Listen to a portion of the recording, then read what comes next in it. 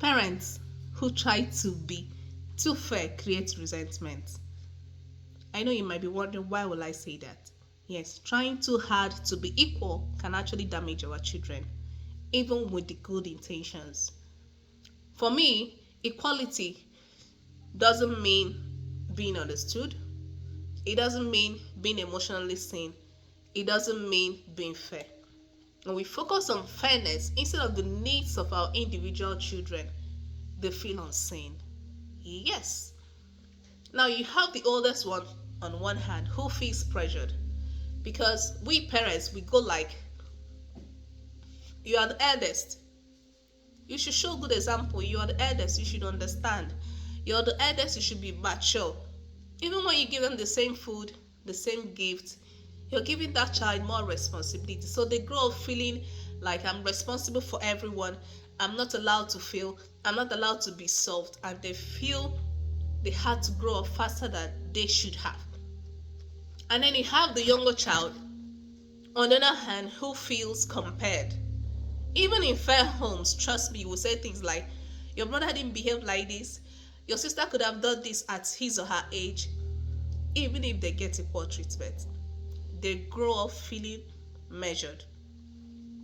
And comparison, what it does is that it starts creating rivalry, it starts building competition amongst your children, and someone feels lesser than the other.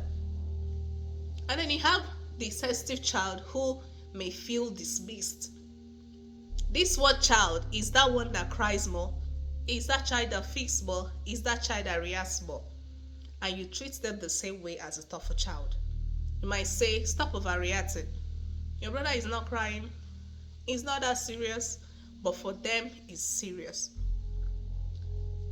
When sensitivity is treated like weakness, they feel unseen.